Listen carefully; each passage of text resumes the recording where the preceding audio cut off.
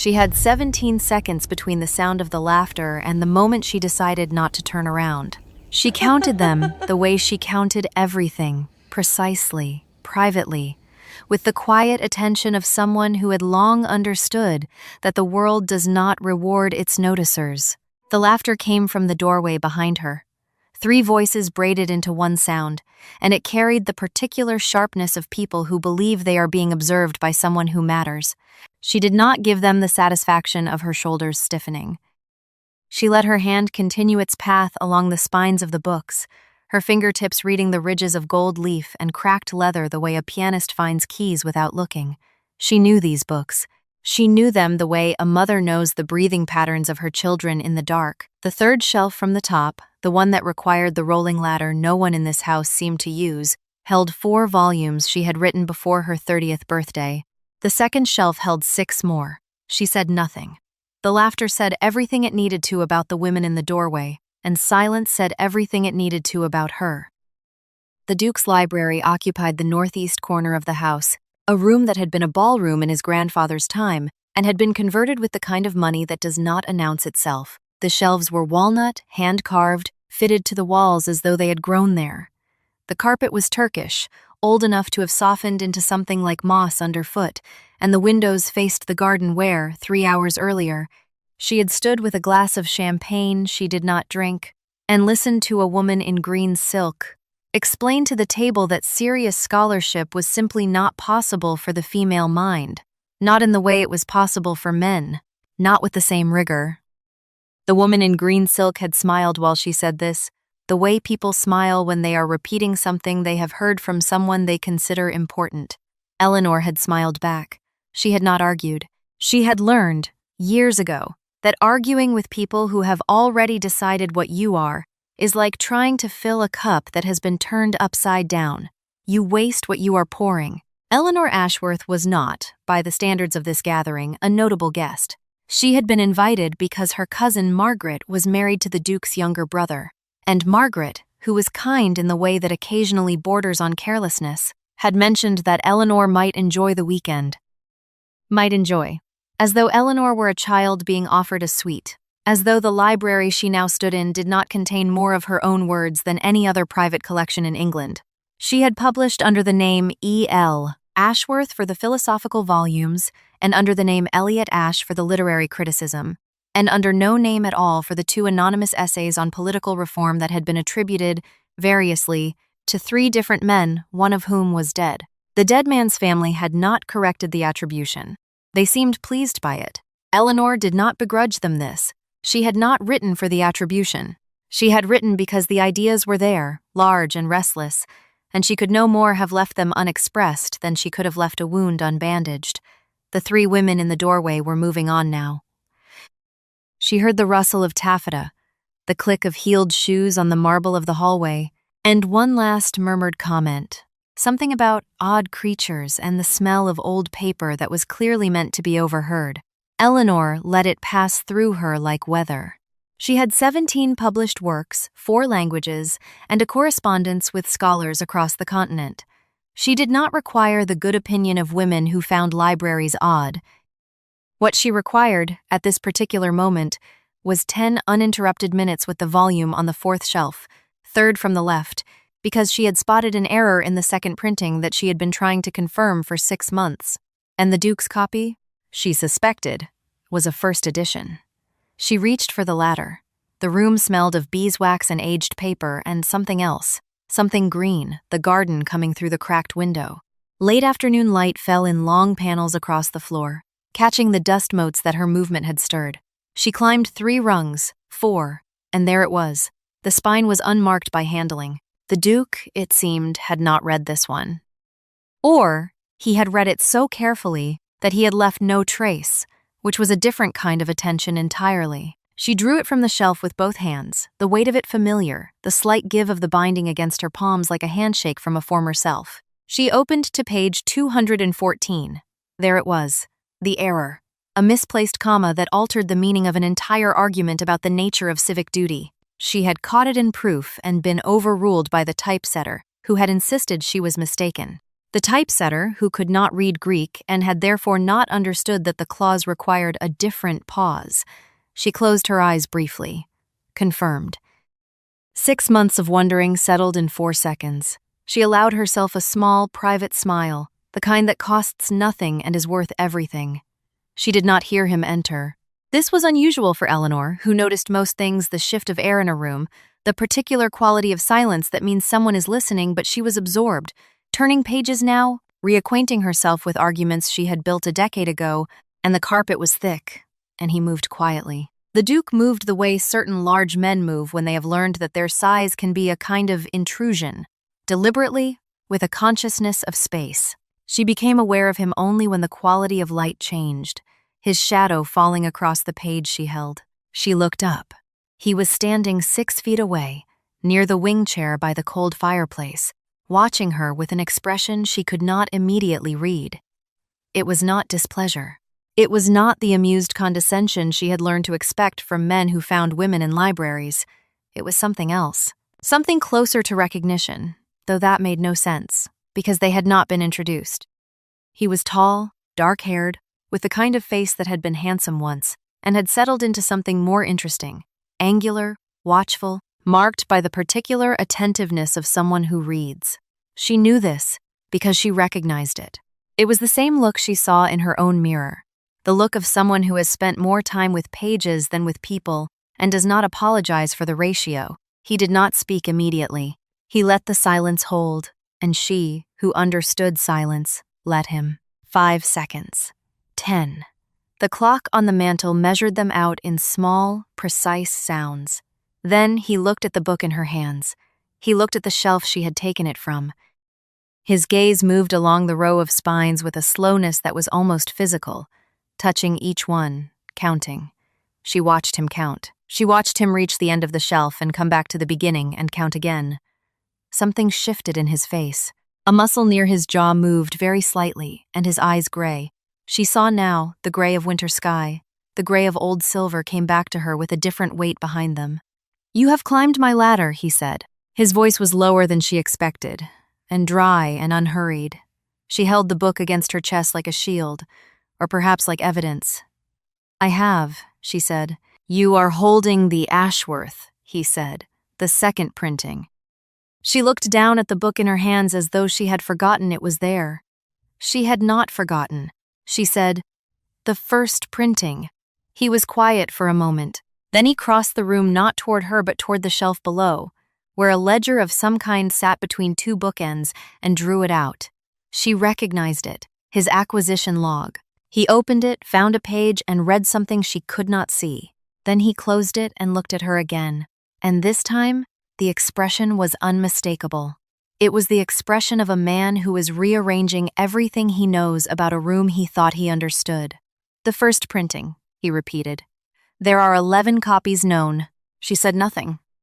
He said, "You knew exactly where it was on the shelf." And then, because she was tired, because she had spent 3 hours being invisible, because the women in green silk had laughed, and the women in the doorway had laughed, and she had been polite about all of it, she said the rest of it too. "I did not need to look, because I wrote it, and the one beside it, and the 4 on the shelf above. And the 2 volumes of criticism that you keep, unless you have moved them, on the bottom shelf behind the armchair where the light is poorest, which has always irritated me because they deserve better light than that." The clock ticked. The dust motes turned in the late gold of the afternoon. He did not laugh. He did not disbelieve. He did not ask her to prove it. He looked at her the way one looks at a landscape one has seen in a painting and is now encountering for the first time in life, with a kind of wonder that is also a kind of reckoning. "You are E.L. Ashworth," he said. And she said, "Yes." And he said, "You are also Eliot Ash." She hesitated. The hesitation was its own answer. He nodded slowly. "The anonymous essays on reform," he said. She did not confirm. He did not need her to. The silence confirmed. He looked at the book she held against her chest, then at the ladder, then at the 11 shelves of his library that suddenly meant something different than they had 10 minutes ago. Then he said, "The comma on page 214, and she felt something crack open in her chest that she had not known was sealed, You noticed the comma, she said. It was not a question. He said, it has troubled me for 3 years. The clause requires a different pause. The Greek construction, yes, she said. And her voice was not quite steady, and she did not care that it was not quite steady, because in 20 years of scholarship, not one person had noticed the comma, not one reviewer, not one correspondent, not one of the men who had praised the work in journals and letters and at dinners to which she was not invited. He had noticed. This man, in this room, with this collection that he had clearly built not for show but for the particular and private pleasure of understanding, he had noticed a misplaced comma on page 214, and it had troubled him. For 3 years, she descended the ladder carefully, one rung at a time, the book still in her hands. He did not offer to help her down. She was grateful for this. It meant he saw her as someone who did not require help, and this was more valuable to her in that moment than any compliment he might have offered. They stood facing each other in the late light, 6 feet apart, the width of the Turkish carpet between them, and neither of them spoke for a long time. Outside, the sound of the garden party continued the murmur of conversation, the clink of glasses, someone laughing the way people laugh when they are performing enjoyment rather than feeling it. Inside the library, the silence was a different texture. It was the silence of 2 people who have unexpectedly found themselves in the presence of someone who speaks their language, and the relief of it is so large that words seem inadequate and almost beside the point. He moved first. He crossed to a cabinet near the window, opened it, and withdrew 2 glasses and a bottle of something amber. He poured without asking. He brought her one. She took it. Their fingers did not touch. They did not need to. He raised his glass slightly, not quite a toast. To the comma, he said. To the comma, she said. They drank. He asked her to sit. Not in the way men usually asked her to sit with the implication that standing was unfeminine or that she must be tired, but in the way one scholar asks another, which is to say, I have questions, and they will take some time. She sat in the wing chair by the cold fireplace. He sat in the one opposite, and the cold hearth between them was oddly appropriate, she thought, because this was not a fire that had been lit yet. This was kindling. This was the arrangement of things in the hope that something might catch. He asked about the reform essays. Not whether she had written them, that was settled, but about the argument itself. The second essay's central claim about the relationship between property and representation. He asked with the precision of someone who had thought deeply about it. She answered with the precision of someone who had thought more deeply still. They talked for an hour. Then, too, the light shifted from gold to amber to the blue-gray of early evening, and neither of them moved to light a lamp. They sat in the gathering dark and argued not with heat but with the focused, pleasurable intensity of people testing ideas against each other, the way one tests a blade against a whetstone. He disagreed with her on one point. She conceded nothing. He respected this. She could see it in the way he leaned forward when she pressed her argument, the way his fingers steepled and his head tilted slightly to the left, as though physically receiving her words and turning them over. At some point she could not have said when. Because time had become unreliable in this room, he stood and lit the lamp on the table between them. The light it threw was warm and close, creating a circle that contained only the 2 chairs, the table, their glasses, and the space between them. Beyond the circle, the library was shadow and spine, and the faint gleam of gold lettering. He sat back down and looked at her, and in the lamplight his expression had changed again. It was no longer the scholar's intensity. It was something quieter. Something that made the room feel smaller. You have been here all weekend, he said. She said, since Friday. He said we were not introduced. She said, no. He said I would have remembered. She said nothing to this, because there was nothing safe to say. He said, I would have remembered because I have been trying to find E.L. Ashworth for 4 years. I have written letters to your publisher, who returned them unopened. To your academic correspondents, who claimed not to know your address, to the Royal Society, who informed me that you were not a member and could not be located through their offices. She listened to this. She had known about the letters, or some of them. Her publisher had mentioned them. A collector, he had said, dismissively. Some duke who wants to shake your hand. She had not pursued it. She had not thought it worth pursuing. She had been wrong.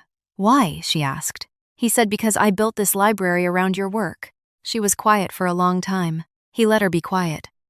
He did not fill the silence with explanation or justification or the kind of anxious elaboration that men often offered when they sensed they had said something large. He simply let the statement sit in the room between them, solid and patient, like the books on the shelves. She looked at those shelves now with different eyes. She saw the organization not alphabetical, not by date, but thematic. Arguments and conversation with each other. Her philosophical work beside the natural philosophers who had informed it. Her criticism beside the literature it addressed. Her reform essays anonymous, unattributed, their authorship unknown to the world placed beside the political theory from which they grew. He had not merely collected her work. He had understood it. He had understood the architecture of her thinking, the way each piece connected to the others, the way her mind moved. He had built the library as a map of a mind he had never met, and he had been searching for the cartographer for 4 years. The sound of footsteps in the hallway broke the stillness. Margaret's voice, calling Eleanor's name with the slightly frantic pitch of a hostess who has misplaced a guest. Eleanor stood. He stood. The moment contracted. She was aware, suddenly and acutely, of how this looked, a woman alone with a man in a dimly lit room, both standing, the air between them thick with something that resembled intimacy, because it was intimacy, though not the kind anyone walking in would understand. Margaret appeared in the doorway. Her face registered surprise, then confusion, then the quick social calculation of a woman who knows the rules and is not sure whether they are being broken. "Eleanor," she said. "There you are. We are sitting down to dinner." Eleanor set the book carefully on the table beside her glass. She did not look at him. She did not need to. She felt his attention like heat from a fire at her back. She crossed the room toward Margaret, and as she reached the doorway, he spoke. "Miss Ashworth." She turned. He was standing by the lamp, and the light made his face half gold and half shadow, and he said, "After dinner, I would be honored if you would return. I have questions about the Ashworth. Several of them." She inclined her head. An acceptance that was not quite a promise. A door left open. Margaret took her arm and guided her toward the dining room, already asking in a low, urgent whisper what on earth she had been doing in the Duke's library. And Eleanor said, "Reading." And Margaret said, "Reading." And the word between them was both perfectly true and entirely inadequate. Dinner was an exercise in performance. 24 guests arranged around a table that gleamed with silver and crystal, the candlelight multiplying itself in every polished surface until the room seemed to contain 100 small fires. Eleanor was seated far from him. The placement was dictated by rank and connection, and her rank in this company was negligible, her connection only the slender thread of Margaret's marriage. She was between a clergyman who spoke at length about his rose garden and a young baronet who had opinions about horses. She listened to both with the patient, slightly distant courtesy she had perfected over years of such dinners, offering the occasional question that kept them talking and required nothing of her interior life. She ate the soup. She ate the fish. She moved food around her plate with the mechanical competence of someone whose mind is entirely elsewhere. She did not look at him. She did not need to. She was aware of where he sat the head of the table, 17 chairs away the way one is aware of magnetic north. Once, when the clergyman paused to butter his bread, she allowed herself to glance toward the far end. He was listening to the woman on his left, his head inclined politely, his fork idle in his hand. And then, as though he had felt her gaze the way she had felt his in the library, he looked up. Their eyes met across the length of the table, across the silver and the crystal and the 100 small fires. It lasted 2 seconds, perhaps 3. The clergyman resumed his account of aphids. Eleanor turned back to him and said, "How dreadful," and meant nothing by it, and thought about the comma on page 214. After dinner, the party separated in the customary fashion, the men to port and cigars, the women to the drawing room and coffee and the kind of conversation that is expected of women in drawing rooms. Eleanor drank her coffee. She listened to Margaret's mother-in-law discuss the difficulty of finding good linen. She listened to the woman in green silk whose name was Mrs. Fairchild and who was, Eleanor had gathered, considered a wit, offer her opinions on the latest novels with the confidence of someone who has read reviews rather than books. Eleanor did not contribute to this discussion, though she had written the novels being discussed. Not all of them. 2 of them, under yet another name. She finished her coffee. She set the cup down carefully on its saucer, aligned the handle with the rim, and stood. "Excuse me," she said. Margaret looked up. Mrs. Fairchild looked up. 3 other women looked up with the particular alertness of people who are hoping someone will do something worth discussing later. Eleanor smiled pleasantly and said, "I left my shawl in the library." She had not brought a shawl. It did not matter. The excuse was a door, and she walked through it. The library was dark when she returned, save for the single lamp he had lit earlier, still burning on the table between the wing chairs. He was already there. He had not waited for the port. He was standing by the shelf, her shelf, she thought, and the possessiveness of this thought startled her with a volume in his hands. The second book of criticism. The one about the relationship between narrative form and moral philosophy. He looked up when she entered, and the expression on his face was one she would remember for a long time. It was relief, as though he had been unsure she would come back. As though the dinner and the drawing room and the 17 chairs between them had been a test of something, and she had passed it simply by appearing in the doorway. She closed the door behind her. The click of the latch was very loud in the quiet room. He set the book down. She crossed to the wing chair and sat without being asked, because they were past that now. He sat opposite her. The cold fireplace between them. The lamp between them. The years of letters and scholarship and solitary thought between them, and also the strange, unprecedented absence of distance that happens when one mind recognizes another. He asked his questions. They were good questions, sharp, specific, revealing the depth of his reading and the seriousness of his thought. He asked about the argument in Chapter 7 of the philosophical work, the one that had been most criticized, the one she was most proud of. He asked whether the criticism had troubled her. She said, "No." She said, "The critics misread the claim because they began from an assumption I had already rejected in Chapter 3, and they did not notice the rejection because it was quiet." He smiled at this. A small smile, barely a movement of the mouth, but it reached his eyes. "Quiet," he said. "Yes, your work is often quiet in that way.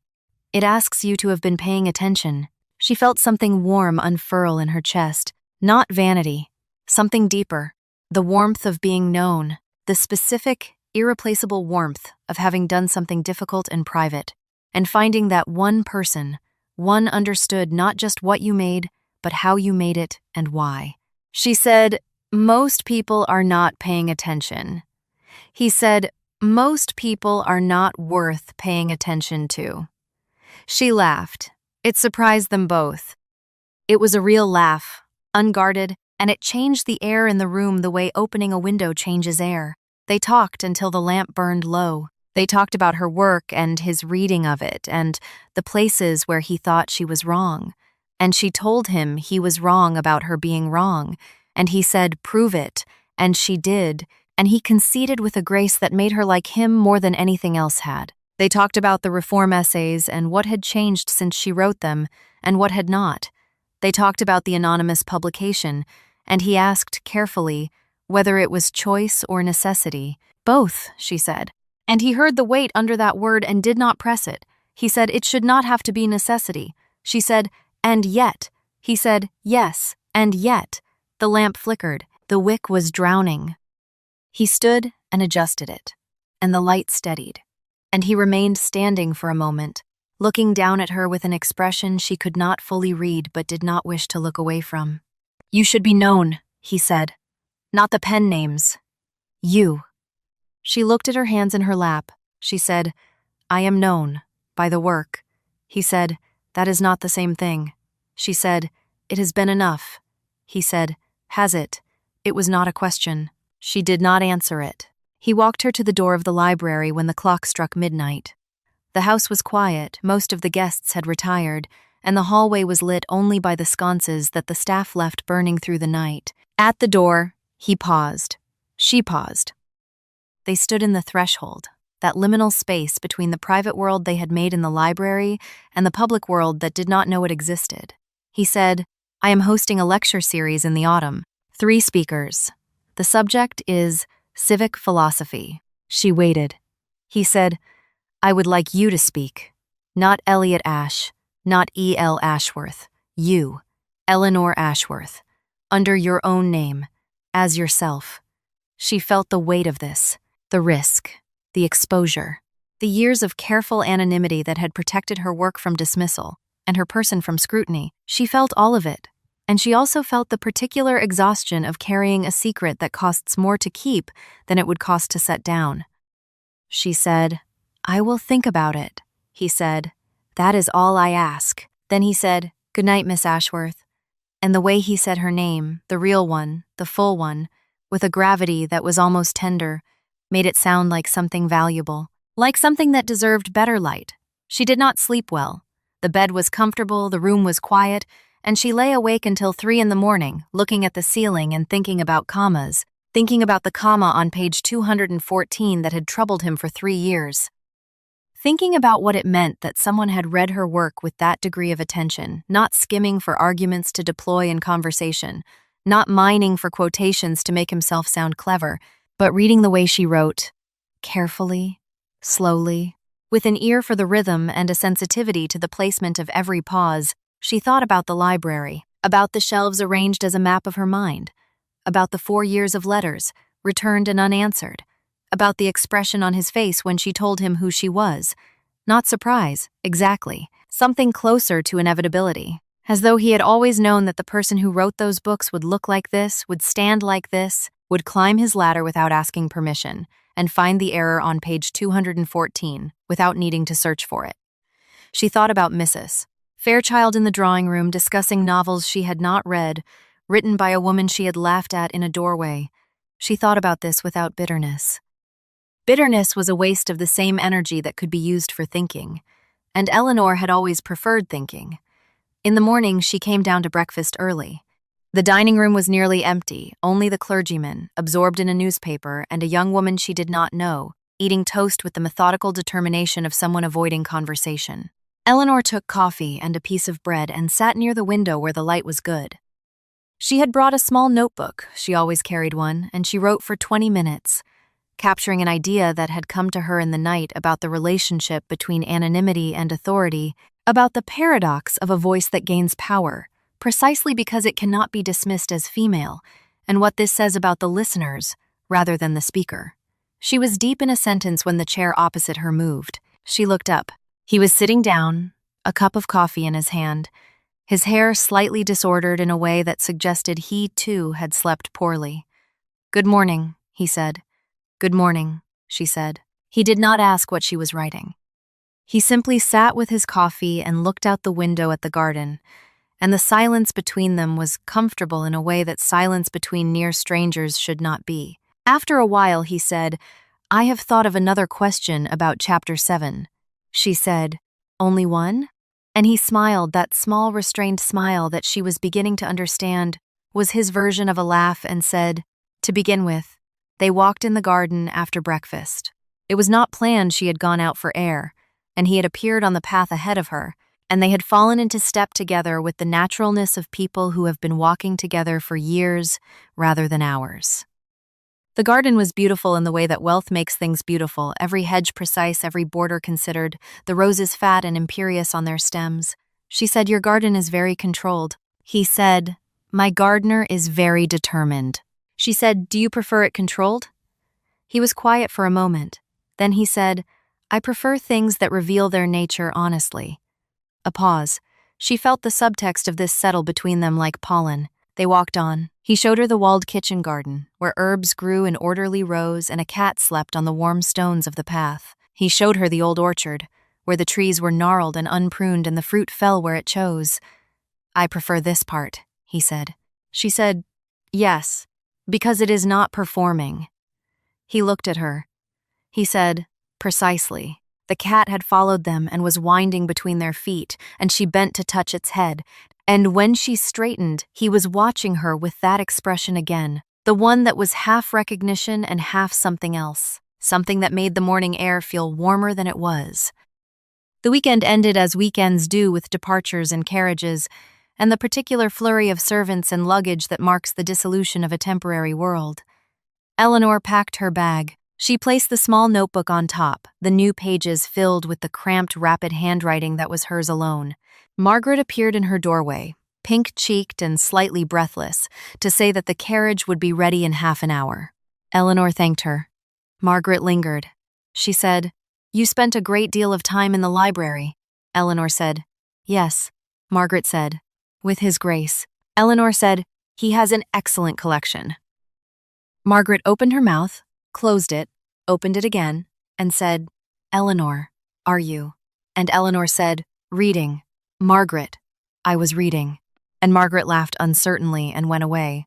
And Eleanor closed her bag and looked out the window at the garden one last time, at the precise hedges and the controlled borders and the fat roses, and beyond them, just visible, the wild orchard where the fruit fell where it chose.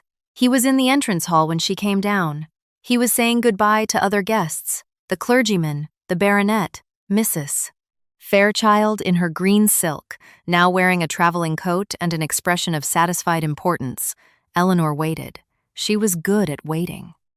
She had been waiting, in one way or another, for 20 years, waiting for the world to be ready for what she had to say, waiting for her work to find its readers, waiting for someone to notice the comma. Mrs. Fairchild swept past her without acknowledgement. The clergyman nodded vaguely, and then the hall was empty except for the two of them and the footman by the door, who was professionally invisible. He crossed to her. He held out his hand. She took it. The handshake was brief, correct, and entirely unremarkable to anyone watching, but his thumb pressed, once against her knuckle, a tiny, deliberate pressure that said, "I know who you are. I know what you have done. I have not forgotten." She released his hand. She said, "I have thought about your lecture series." He waited. She said, "Yes."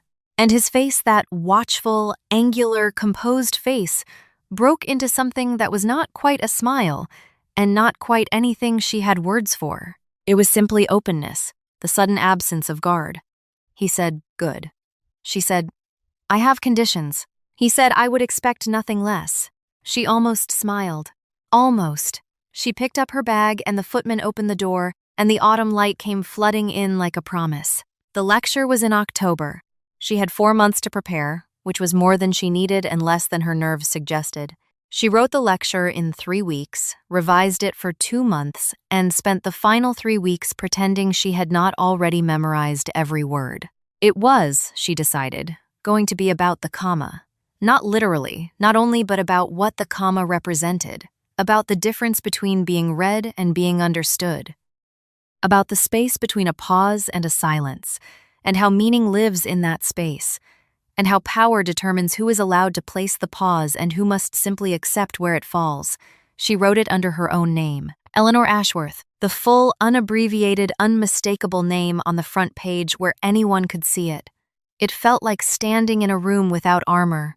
It felt like the first morning she had ever written before the pen names, before the necessity, when the words were just the words and the name was just the name, and neither of them had learned yet to be afraid of each other. He wrote to her twice during those 4 months.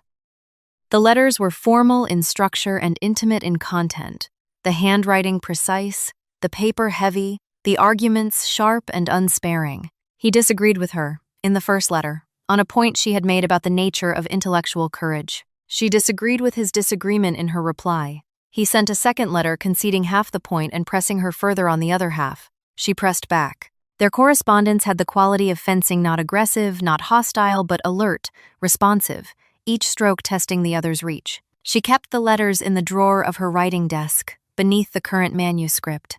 She did not reread them. She did not need to. She remembered every word the way she remembered the placement of books on shelves by feel, by weight, by the particular shape they made in the dark.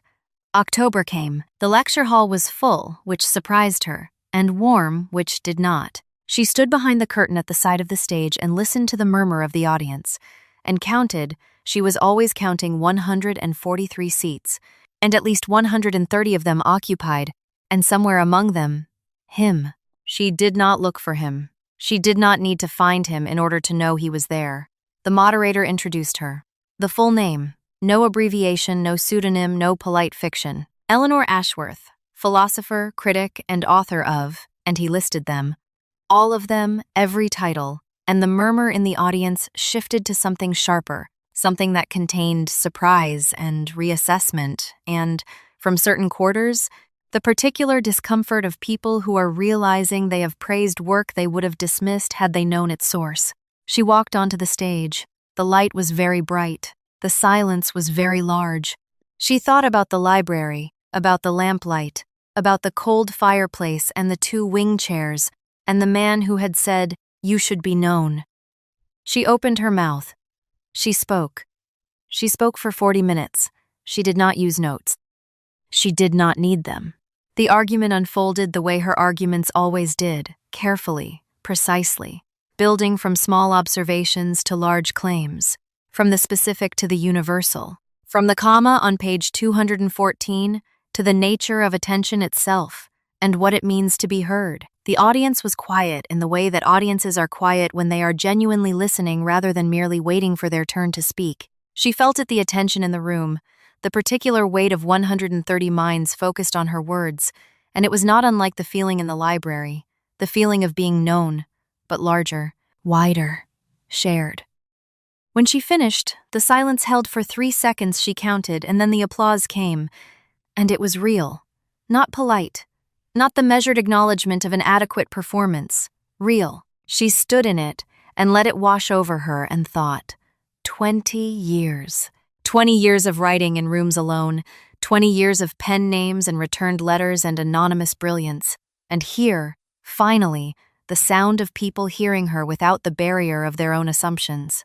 She did not cry. She was not the kind of woman who cried in public. But she felt the crack in her chest again, the same one from the library, and this time it did not close. He found her afterward, in the reception room where people were drinking wine and asking her questions with the slightly dazed enthusiasm of an audience that has been genuinely moved. He did not push through the crowd. He waited at the edge of it, holding a glass he was not drinking, until the others dispersed. Then he approached. She was sitting by then, in a chair near the window, her hands folded in her lap, the adrenaline receding and leaving her pleasantly exhausted. He sat in the chair beside her. He did not speak immediately.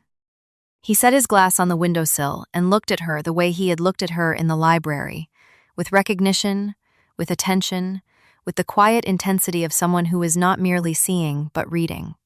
Then he said, "The comma." She smiled. She said, "The comma." He said, "You built an entire philosophy of attention around a misplaced comma on page 214, she said. "It was always there. I simply finally said it aloud." He was quiet. Then he said, very low, so that only she could hear, "I am glad you said it aloud." And she understood that he was not only talking about the lecture. The news of the lecture spread in the way that such news does, through letters, through journals, through the steady accumulation of one person telling another who tells another. Mrs. Fairchild, it was reported, had received the information at a dinner party and had gone quite white, which Eleanor chose to regard as a compliment. The publisher wrote, somewhat sheepishly, to inquire whether Miss Ashworth might be willing to reissue the collected works under her own name. The Royal Society sent a letter that managed to be simultaneously congratulatory and apologetic without explicitly acknowledging what it was apologizing for. Eleanor read this letter at her desk, beside the window that overlooked her small garden, not a duke's garden, not precise or controlled, but hers, with its unruly lavender and its single stubborn apple tree, and she allowed herself a moment of something that was not quite satisfaction and not quite vindication. It was simpler than either of those. It was the feeling of putting down something heavy that she had carried for a very long time. She accepted the publisher's offer. She accepted an invitation to lecture again in the spring. She accepted, after some deliberation, an invitation to dine at a certain house in the northeast of England, where the library occupied a former ballroom and the shelves were walnut, and the carpet was Turkish and old enough to be soft as moss. She accepted this last invitation with a one-line note that said only, "I have thought of another question about Chapter 7. His reply, which arrived 2 days later, said only one? And she laughed alone in her study, the sound startling the cat on the windowsill, and she did not try to explain to the cat why she was laughing, because some things do not require explanation. Some things simply are, the way commas simply are, placed where they belong, marking the pause that gives the meaning room to breathe. The following spring, a new volume appeared on the Duke's shelves, not purchased from a bookseller, not acquired through a catalog, but delivered by hand on a Tuesday afternoon in April by a woman who knew exactly where it belonged. She placed it herself, on the third shelf, between the philosophical works and the criticism, and he stood below and watched her climb the ladder and said nothing, because nothing needed to be said, because they had long since passed the point where silence required filling. She descended, and he was there, and the library was quiet, and the afternoon light fell in long panels across the floor, and the comma on page 214 had been corrected in this edition.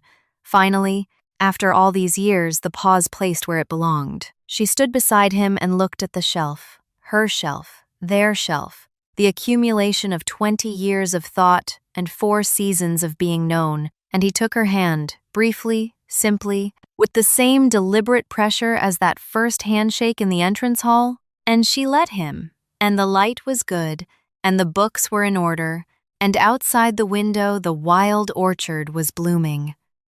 If you have ever carried something brilliant in silence, if you have ever done your finest work behind a name that was not your own, or behind no name at all, and wondered whether anyone would ever read with enough attention to truly hear what you meant, then perhaps you understand what it is to have someone look at you the way he looked at her in that library, not at your work, not at the persona or the performance, at you, at the mind behind the comma, at the person who placed the pause. I hope someone has read you that carefully. I hope someone has noticed the comma. And if they have not yet, if you are still waiting, still writing, still carrying the weight of your own unrecognized brilliance, then I hope this story was, for a few minutes, the kind of company that makes the carrying lighter. Come back to the fire when you are ready. There is always another story here, another quiet evening, another voice waiting to say, I see you, I know what you have done, and it matters. Rest well tonight. The next story will be here when you return.